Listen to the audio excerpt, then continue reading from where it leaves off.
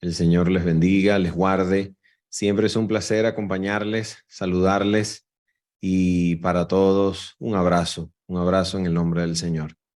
Bueno, vamos en el nombre del Señor a hacer una corta oración y vamos a pedirle a nuestro Señor que nos pueda acompañar con su Espíritu a través de las Sagradas Escrituras. Oramos.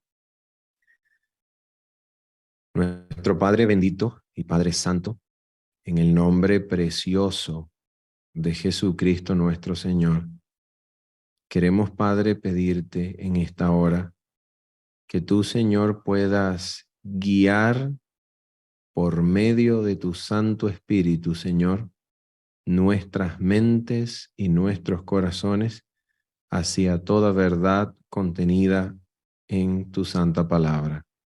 Por favor, Señor, que tu palabra nos afirme, que tu palabra nos eleve y podamos conocer a Cristo como es presentado en las Sagradas Escrituras, atesorarlo en el corazón y ser salvos por él, Señor. En el nombre de Jesús. Amén. Amén. Muy bien, mis amigos, vamos entonces a mirar el pasaje con el cual vamos a comenzar de las Sagradas Escrituras. Se encuentra en Romanos, capítulo número 5. ¿Ok? Romanos, capítulo número 5. Y vamos a prestar atención al versículo número 10. ¿Ok?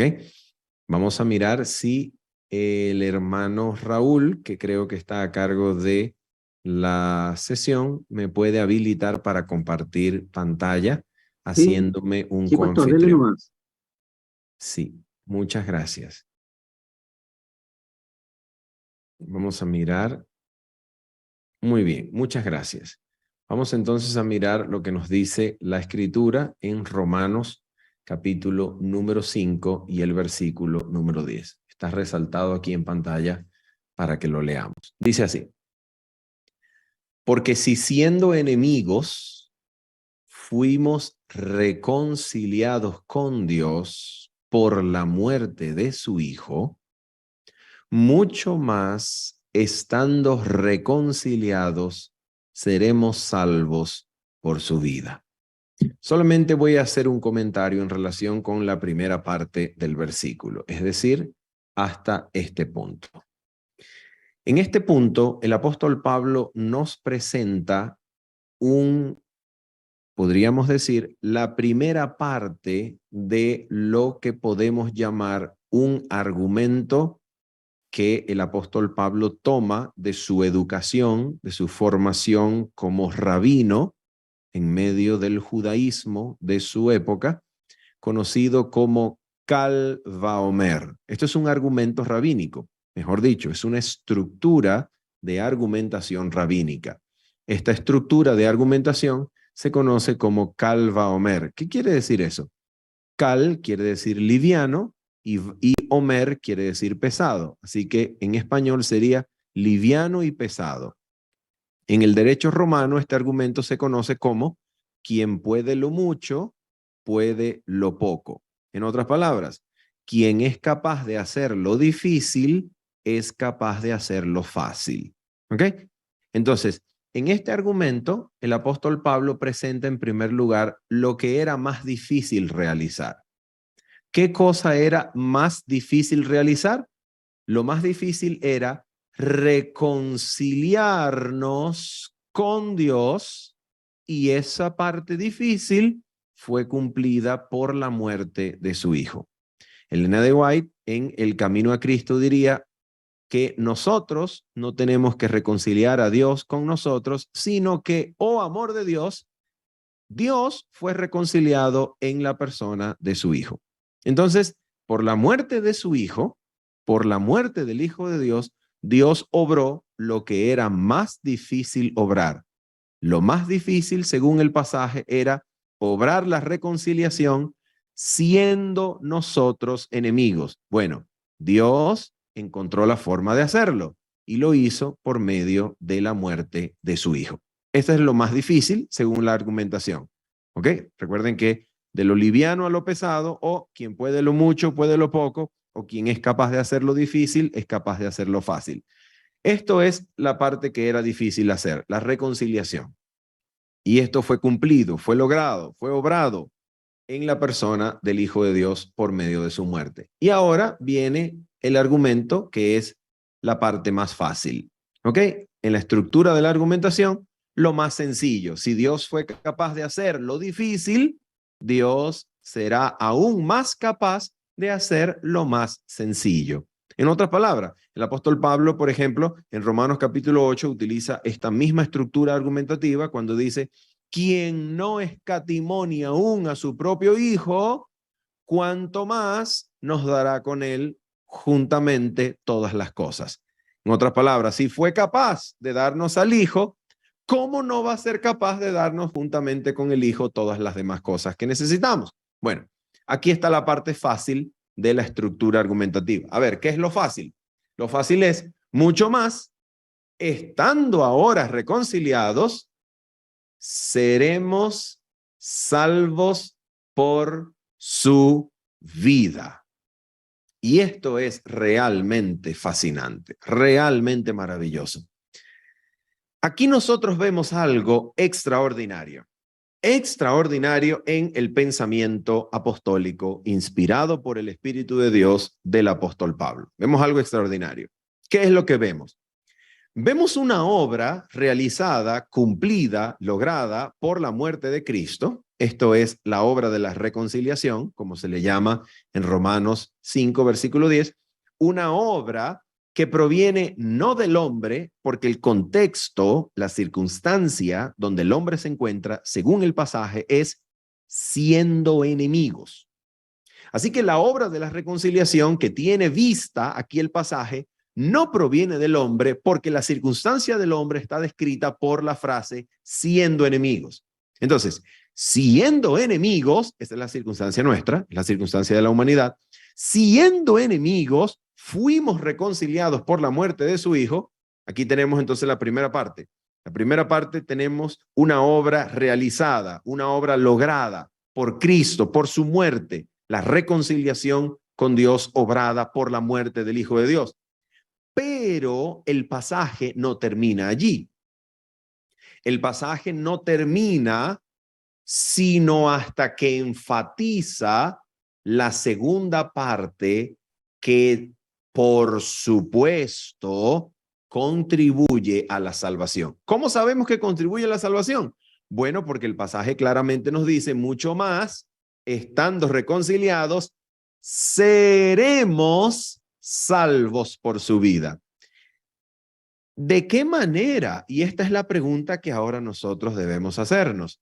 ¿De qué manera la vida de Jesucristo continúa, complementa, asegura o garantiza nuestra futura salvación? ¿De qué manera lo hace su vida?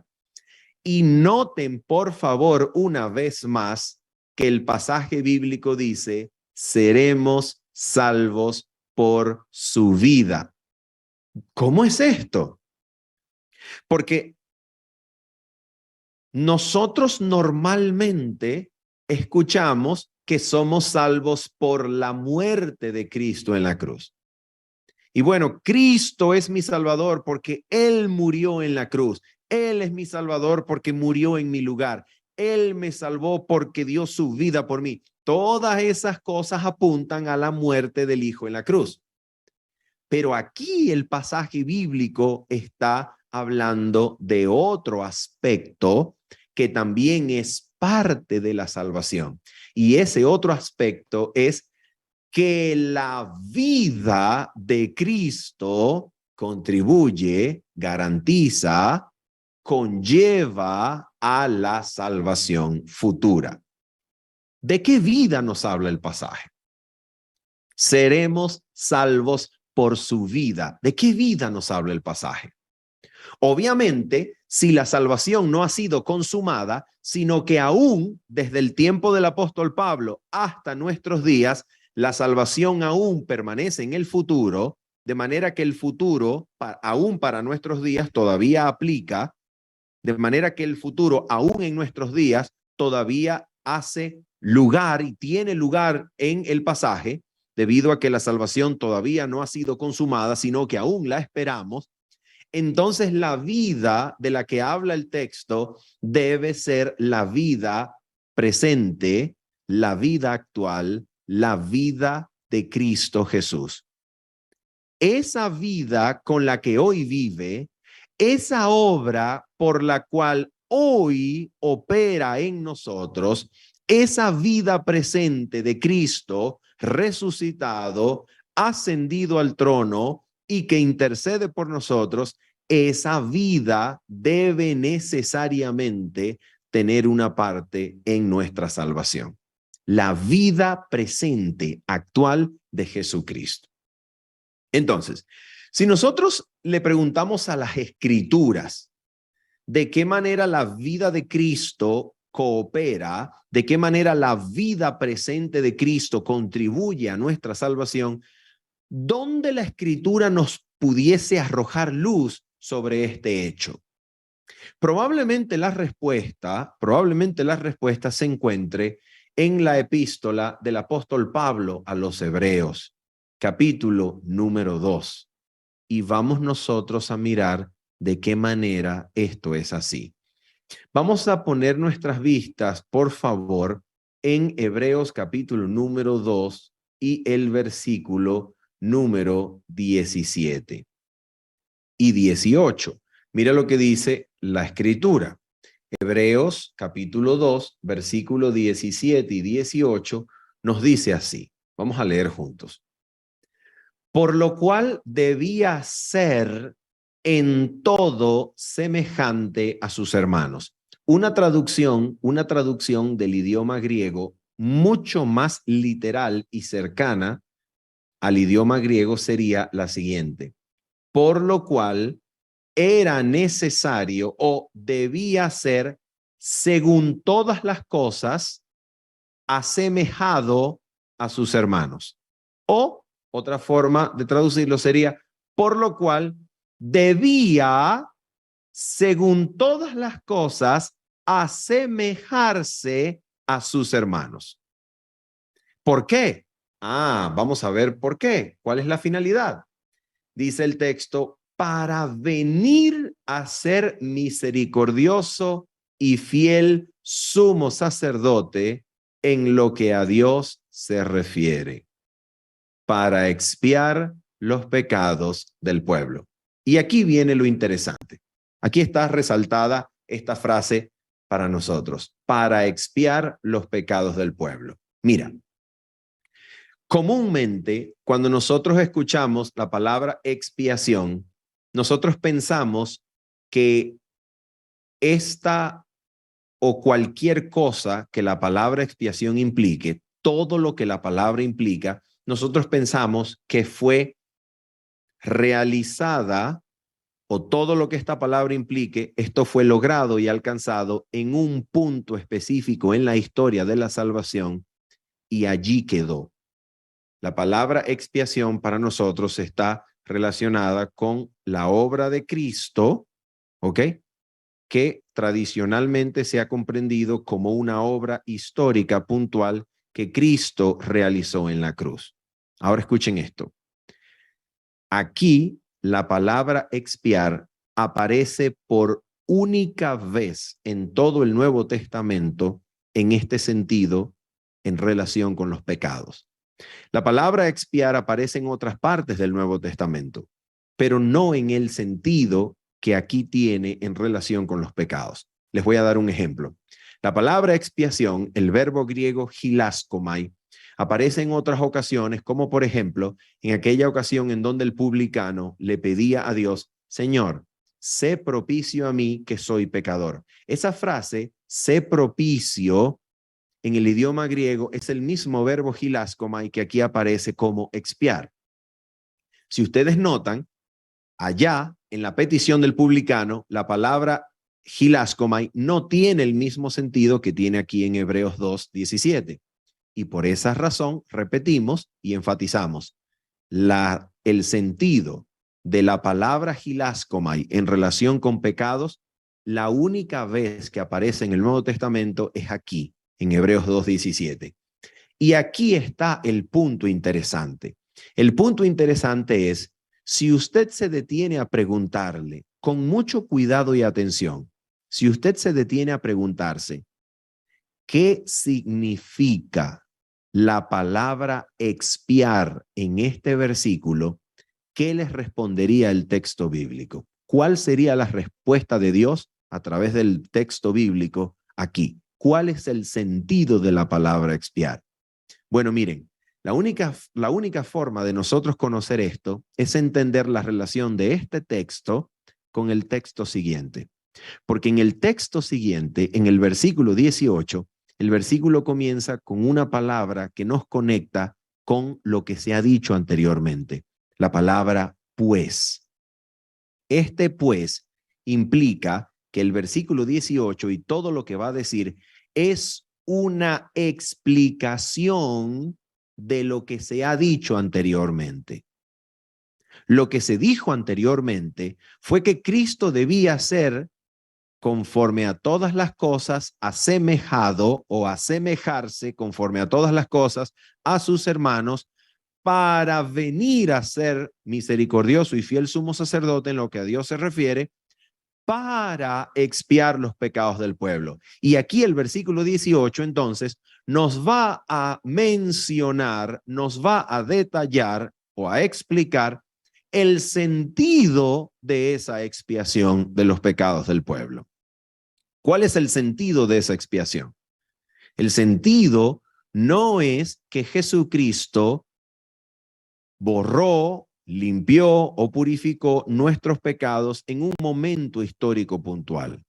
El sentido de la palabra expiar, según el versículo 18, vamos a leerlo, dice, pues en cuanto él mismo padeció siendo tentado, y esto es una respuesta a la primera parte del pasaje. Miren esto, miren esto. La primera parte del pasaje, versículo 17, resalta la identificación de Cristo con la humanidad para constituirse en sumo sacerdote. Bueno, esta primera parte del versículo 17 tiene su parte o su paralelo aquí en la primera parte del versículo 18. Pues en cuanto él mismo padeció siendo tentado porque se hizo conforme a todas las cosas semejante a sus hermanos. Padeció siendo tentado para venir a ser fiel y sumo sacerdote. Ahora, el sentido de la última parte del versículo 18 responde a la última parte del versículo 17. Para expiar los pecados del pueblo corresponde a es poderoso para socorrer a los que son tentados. Voy a preguntar directamente, ¿cuál es el sentido bíblico en Hebreos 2, 17 y 18 del verbo expiar los pecados del pueblo que realiza Cristo? ¿Cuál es el sentido? El sentido es que Cristo ahora, en este momento, por su vida sumo sacerdotal, es capaz de evitar el pecado en los que son tentados porque los socorre en el presente. En otras palabras, expiar los pecados del pueblo significa aquí que Cristo se ha hecho capaz de evitar que el pueblo caiga en pecado cuando sea tentado la próxima vez. Aquí el verbo expiar no tiene que ver con una obra pasada, sino una obra presente. Una obra que corresponde con la vida presente de Cristo.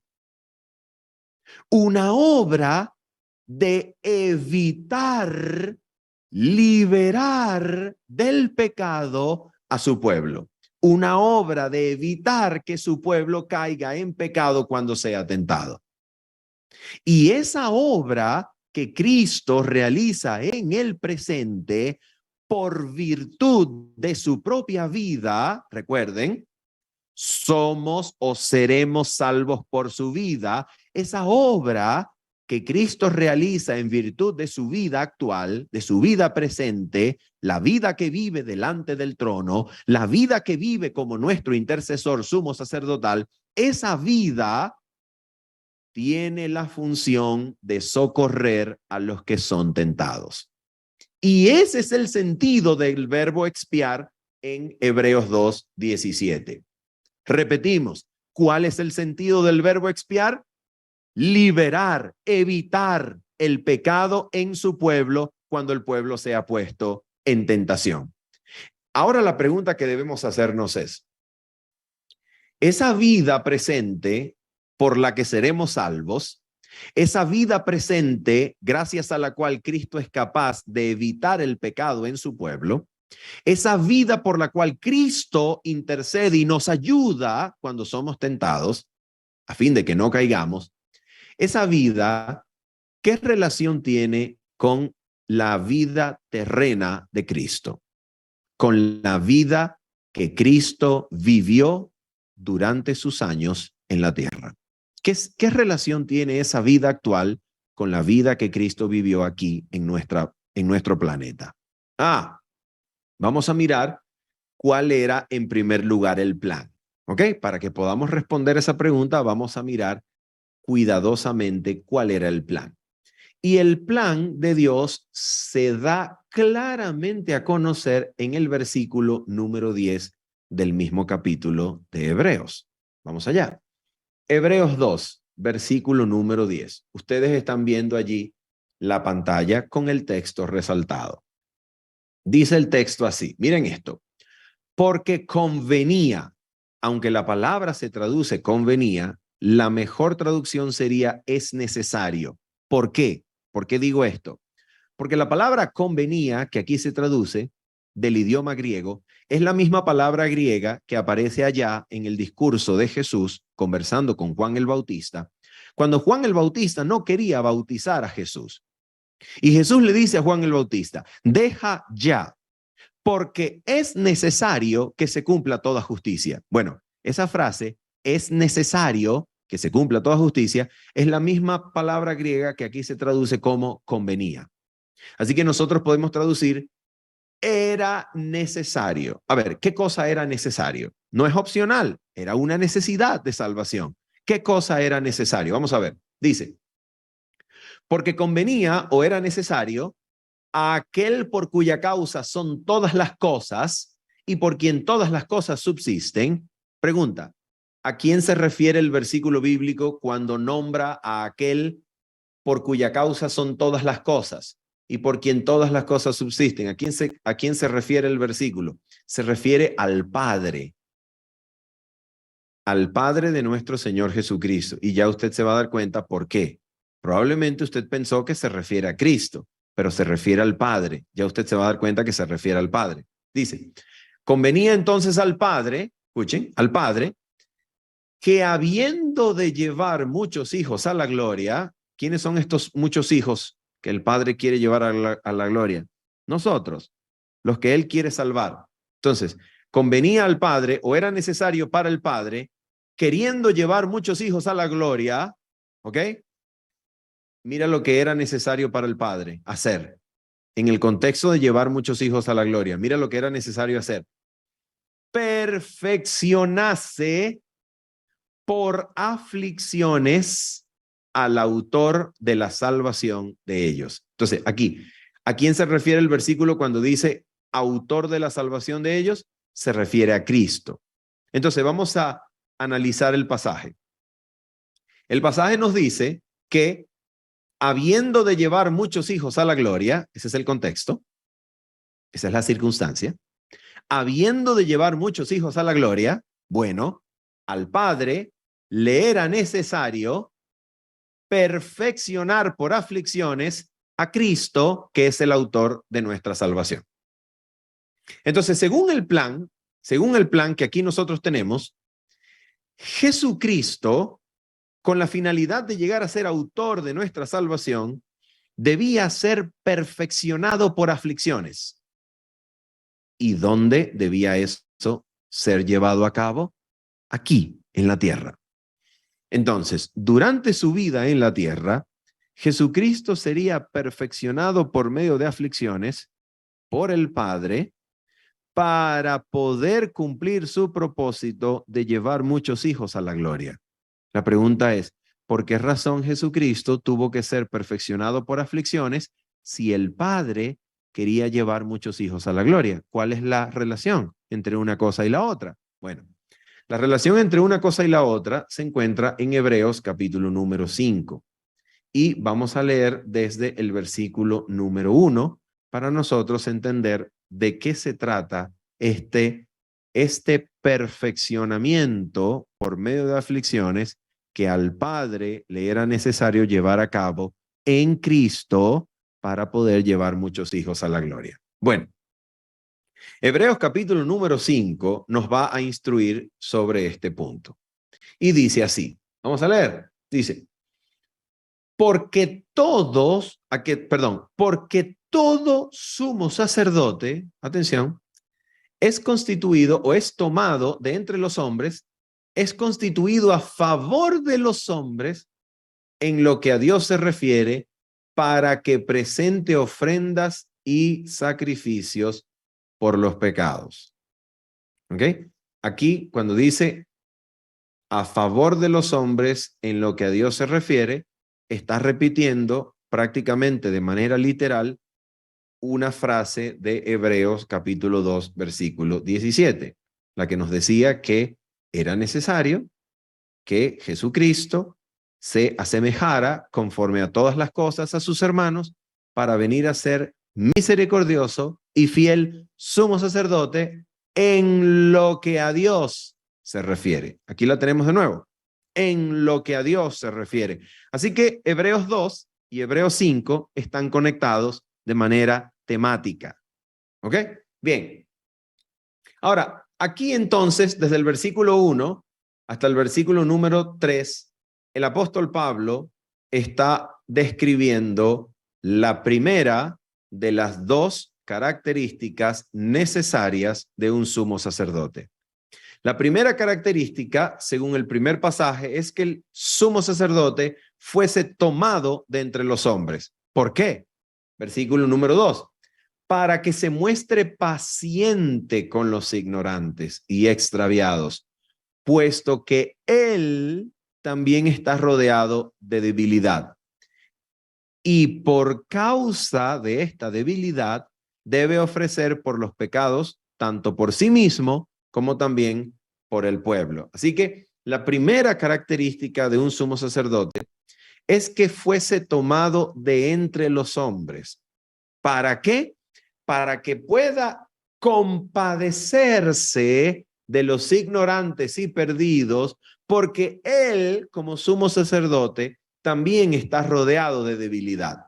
Entonces, si tomamos a un hombre débil como sumo sacerdote, este hombre, por lo menos, según su debilidad, se va a compadecer de los demás hombres como él. Esta es la primera característica de un sumo sacerdote. Y ahora vamos a ver la segunda. La segunda se nos presenta en el versículo número 4. ¿Cuál es la segunda característica? Y nadie toma para sí esta honra, sino el que es llamado por Dios, como lo fue Aarón. Segunda característica, ningún sumo sacerdote es autoproclamado. Ninguno se hace a sí mismo sumo sacerdote. Quien es sumo sacerdote lo es en virtud de haber sido llamado por Dios. Nadie, sino solamente el que Dios llama, es sumo sacerdote. Entonces, aquí tenemos dos características. La primera, tomado de entre los hombres para que, consciente de su debilidad, pueda compadecerse de los demás. Número 2, no puede ser autoproclamado, debe ser llamado por Dios. Ahora mira, lo que a continuación el capítulo 5 va a hacer es aplicar estas dos características de un sumo sacerdote a Jesucristo. Las dos. La primera, tomado de entre los hombres, para que, habiendo experimentado debilidad, pueda compadecerse de los ignorantes y extraviados, y también la segunda, llamado por Dios. En la forma de argumentar, el apóstol Pablo invierte el orden y ahora comienza a explicar para aplicar a Cristo la segunda de las dos características. Comienza por la número 2, pero también va a aplicar la número 1. Comienza, sin embargo, por la número 2, orden inverso. Para quien le guste el lenguaje teológico, un orden de quiasmo concéntrico o un orden de quiasmo invertido. Un detalle sencillamente estructural. Dice, vamos a mirar versículo número 5 y versículo número 6. Vamos a mirar al apóstol Pablo aplicándole a Cristo la segunda de las características de un sumo sacerdote. Así tampoco Cristo se glorificó a sí mismo haciéndose sumo sacerdote, sino el que le dijo, recuerden, tiene que ser llamado, sino el que le dijo, tú eres mi hijo hoy, yo te he engendrado, tú eres mi hijo, perdón, yo te he engendrado hoy. Y continúa el versículo 6 aplicando la característica del llamado a Jesús, como también dice en otro lugar, tú eres sacerdote para siempre según el orden de Melquisedec. Pregunta, el versículo 5 y el versículo 6, ¿qué característica del sumo sacerdote han aplicado a Cristo? La característica de que el sumo sacerdote debía ser llamado y no autoproclamado. Bien, y ahora estamos listos para mirar a Pablo, por medio del Espíritu, aplicar a Cristo la primera de las características del sumo sacerdote. ¿Cuál característica? La que el sumo sacerdote debía ser tomado de entre los hombres. ¿Con qué propósito? Con el propósito de que, consciente de su debilidad, de la cual estaba rodeado, pudiese compadecerse de los ignorantes y extraviados. Vamos a mirar cómo se le aplica a Cristo. Dice así, versículo número 7. Dice, y Cristo en los días de su carne, aquí nos está diciendo que es tomado de entre los hombres porque tuvo días de carne, quiere decir que fue humano. El capítulo número 2, versículo 14 dice, y siendo que los hombres participan de carne y sangre, él también participó de lo mismo. Aquí nos dice, y Cristo en los días de su carne, nos está diciendo, en los días de su humanidad, en los días de su encarnación, habiéndose hecho hombre como nosotros, dice, atención, ofreciendo ruegos y súplicas con gran clamor y lágrimas al que le podía librar de la muerte. Esta parte del pasaje, en los días de su carne, ofreciendo ruegos y súplicas con gran clamor y lágrimas al que le podía librar de la muerte. Esta parte del pasaje corresponde a qué parte de la característica número 1 del sumo sacerdote. ¿Ah? ¿A qué parte corresponde? Aquí está, mira, escucha esto. Y por causa de ella, ¿ella qué? Ella, ¿a quién se refiere? Por causa de ella, ¿qué ella? Esta palabrita que está aquí. Por causa de su debilidad, debe ofrecer por los pecados tanto por sí mismo como también por el pueblo. Bueno, Cristo no va a ofrecer por los pecados de sí mismo, pero va a ofrecer ruegos y súplicas con gran clamor y lágrimas al que le podía librar de la muerte. ¿Cómo así?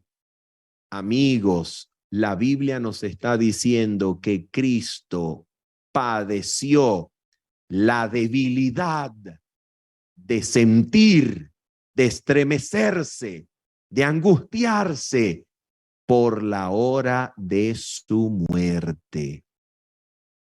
Y por eso ofrecía ruegos y súplicas con gran clamor y lágrimas a Dios para que Dios le librara de la muerte. ¿Y cuándo dice la Biblia que Jesús hizo eso? Vamos a mirar lo que nos dice el pasaje. Mateo, capítulo número 26, versículo 39 en adelante. Allí lo tenemos en pasaje, en pantalla, para que ustedes puedan verlo. Mateo, capítulo número 26, versículo 39. ¿Qué dice la Biblia? Hablando acerca de ese momento en el cual Cristo ofreció ruegos y súplicas con gran clamor y lágrimas al Padre para que lo librara de la muerte. El versículo 39 nos dice, describiéndonos ese momento, yendo un poco adelante, se postró sobre su rostro, orando y diciendo, y ahora yo quiero que usted preste toda su atención aquí. Por favor, preste toda su atención aquí. Escucha lo que Jesucristo ora al Padre. Según Hebreos 5:7, en esencia, en resumen, lo que Jesús está pidiendo al Padre es que lo libre de la muerte. Eso dice Hebreos 5, versículo 7. Que lo librara de la muerte. Vamos a ver cómo se lo pide. ¿Cómo le pide Cristo al Padre que lo libre de la muerte? Mira cómo se lo pide. Dice así: Padre mío, si es posible, fíjate esto, si es posible, si hay alguna forma, pase de mí esta copa. ¿Qué está diciendo Jesús al decir pase de mí esta copa? Recuerda, según Hebreos 5, versículo 7, está ofreciendo ruegos y súplicas al que le podía librar de la muerte. Cuando Cristo dice pase de mí esta copa, se refiere a la copa de la indignación y de la ira del Dios Santo que los pecadores tomarán cuando la misericordia ya no interceda más por la raza culpable. La copa es un símbolo bíblico de la indignación y la ira de Dios que es dada pura a los perdidos. Recuerden Apocalipsis, el mensaje del tercer ángel. Ellos también beberán de la ira de Dios que ha sido vaciada pura, sin mezcla de misericordia en su cáliz, en el cáliz. Y recuerda que los ángeles de las 7 plagas postreras la derraman desde un cáliz, desde una copa. Entonces mira esto. Cristo está diciéndole al Padre, Padre, no me des a beber esa copa, pásala de mí si es posible. Según Hebreos, ¿qué está pidiendo? Está pidiendo que le libre de la muerte. Ajá, la pregunta es, ¿por qué está pidiendo eso?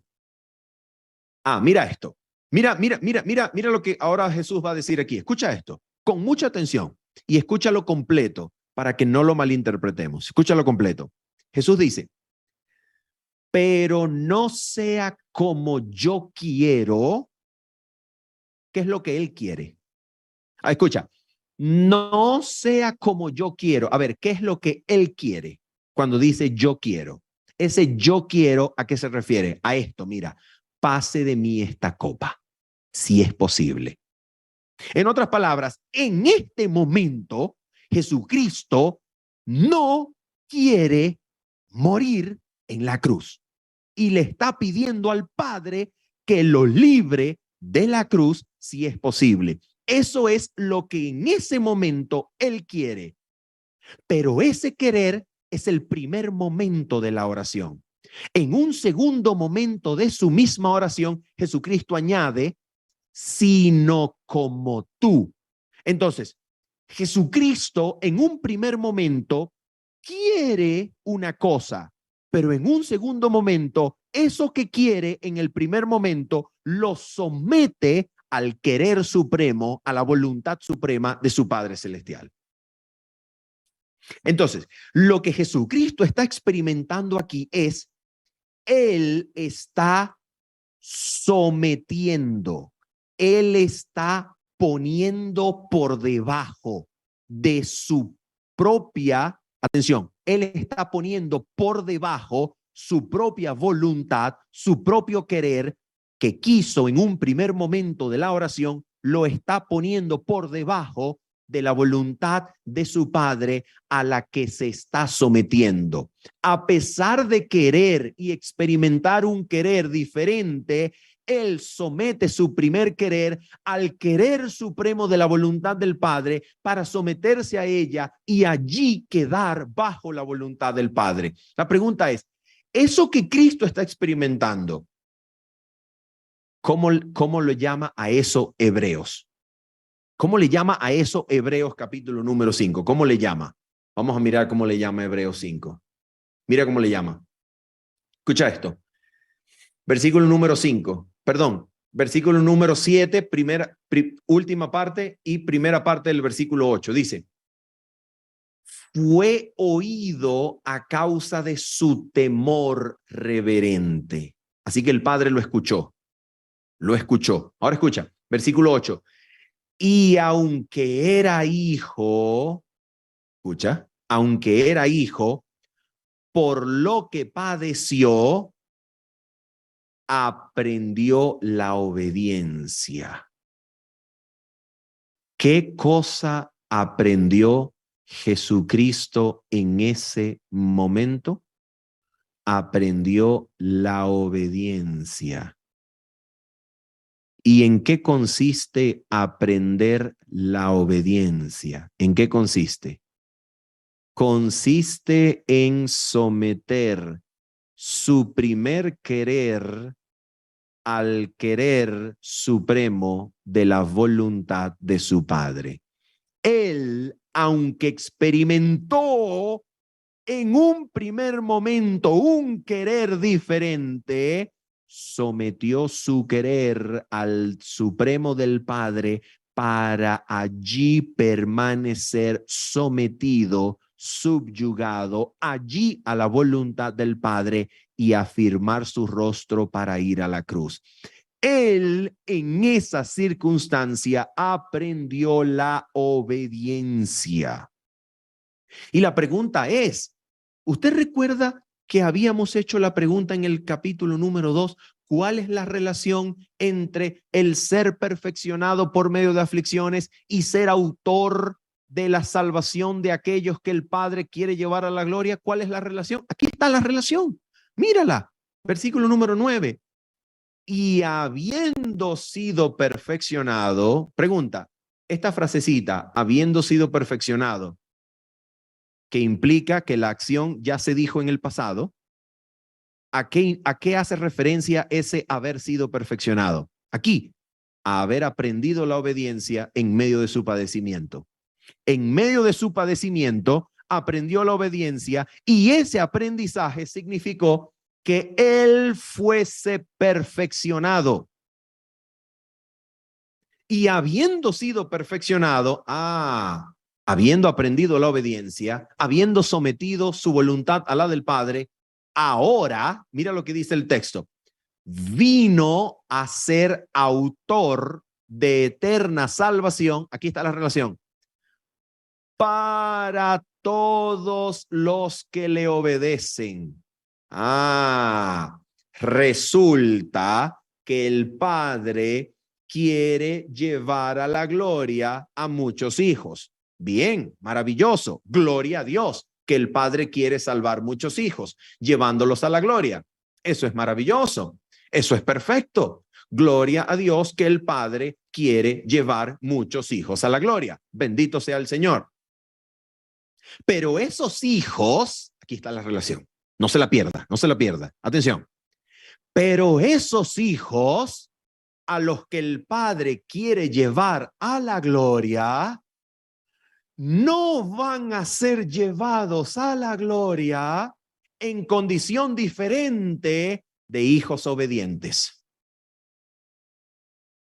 Ellos van a ser llevados a la gloria, pero serán llevados a la gloria como hijos obedientes, no como desobedientes. Entonces, como el Padre quiere llevarlos a la gloria, pero ellos van a ir a la gloria como hijos obedientes, pues es necesario que estos hijos sean hechos obedientes. La gran pregunta es, ¿cómo son hechos obedientes? Resulta que Jesucristo vino a la tierra para aprender la obediencia. ¿Y cómo la aprendió? Aprendió la obediencia sometiendo su querer en todo tiempo a la voluntad del Padre, y permaneciendo sometido al Padre fue perfeccionado por medio de aflicciones. Ahora Él ha ganado el don, ha ganado el derecho, ha ganado la capacidad para enseñarnos a nosotros a ser obedientes. ¿Y cómo actúa eso? Él, que aprendió a someter su voluntad a la del Padre, viene a nosotros y, viviendo en nosotros, somete nuestras pasiones y deseos, voluntades, quereres, somete todo a su voluntad, somete todas las cosas a Él, atrae nuestra atención, atrae nuestro deseo, atrae nuestros pensamientos y los somete a su voluntad. Y así nos hace obedientes de la misma forma en que Él aprendió la obediencia. Nos hace ahora obedientes a nosotros para que el Padre pueda cumplir su deseo de llevar muchos hijos a la gloria. Amigos, yo les soy sincero. Ese es el evangelio que presenta la Biblia. Esa es la forma en la cual Jesús nos salva. Y alguien podría decir, no. Jesús nos salva por su muerte en la cruz. Pero un momento. Romanos capítulo 5, versículo 10 nos dijo que por su muerte en la cruz nos reconcilió y seremos salvos por su vida. ¿Cuál es la función de su vida hoy? La función de su vida hoy es socorrerte para arrancarte de las garras del pecado, para arrancarte del poder de Satanás y enseñarte a ser obediente.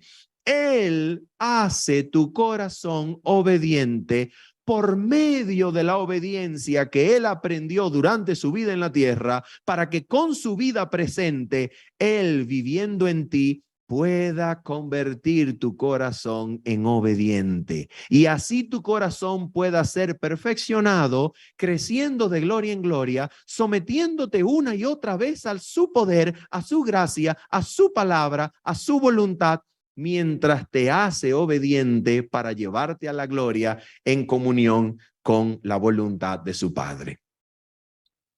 Mis amigos, yo anhelo que nosotros aprendamos esto. Yo anhelo con todo el corazón que usted pueda recibir un corazón obediente. Yo anhelo que usted pueda ser enseñado por Cristo a rendir su voluntad, a entregar aquella voluntad suya, sobre todo la que a veces está en conflicto con la voluntad de Dios.